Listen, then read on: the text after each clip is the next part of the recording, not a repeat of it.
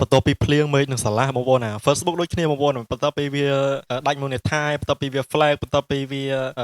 ខូច payout បាទឥឡូវវាចាប់ផ្ដើមតម្លាក់ CM មកទៀតហើយបាទតម្លាក់ច្រើនមែនទែនមកប្រហែលថ្ងៃនេះបាទ set up ច្រើនបងប្អូនតាក់ទងមកហើយថ្ងៃនេះគឺមក set up ឲ្យបងប្អូនយើងខាងបាល់ទះបាទខាងអ្នកកន្ត្រាក់បាល់បាទត្រាក់ម្ដង 10k បងប្អូនណាឥឡូវថ្ងៃនេះគឺខ្ញុំមក set up ឲ្យគាត់បាទហើយចំពោះការ set up នេះទៀតសោតបាទគឺខ្ញុំបាន set up ជាមួយនឹង payout របស់ថៃបាទឥឡូវនេះខ្ញុំចូលមកកាន់ computer បាទដើម្បី set up ចំពោះការ set up គឺខ្ញុំ set up នៅលើ PC បងគឺ computer មិនដែលយើង set up តែម្ដងគឺ full តែម្ដងហើយកន្លែងនេះគឺបងប្អូនអាចចុចតាមខ្ញុំទៅបើសិនជាបងប្អូនចង់ចាស់ហើយមួយទៀតបងប្អូននេះសម្រាប់បងប្អូនយើងដែលចង់ចាស់ set up បាទហើយអត់ចង់ឲ្យគេ set up ឲ្យចង់ឲ្យខ្ញុំ set up ឲ្យអស់លុយញ៉ៃញ៉ៃបងប្អូនអាចចូលទៅកាន់ subscribe channel YouTube របស់ខ្ញុំហើយ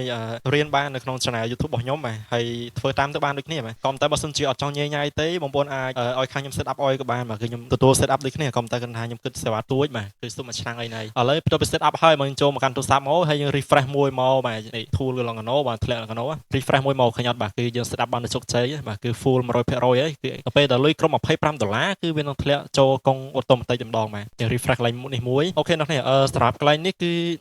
វាអត់ចាញ់ទឹកលុយទេដោយសារតែយើងតាម set up ថ្មីហើយចាប់ពីស្អែកទៅមិនได้ចាប់ពីយើង set up ទៅបាទវានឹងចាប់ដើមឃើញទឹកលុយតិចតិចហើយកាក់សេន100រៀល2រៀល4 5រៀលរោបានច្រើនបានតិចវានឹងធ្លាក់ចូលក្នុងនោះហើយនេះគឺជាកណនី Facebook ខ្ញុំបើសិនជាបងប្អូនចង់តាក់ទងមកកាន់ខ្ញុំបាទ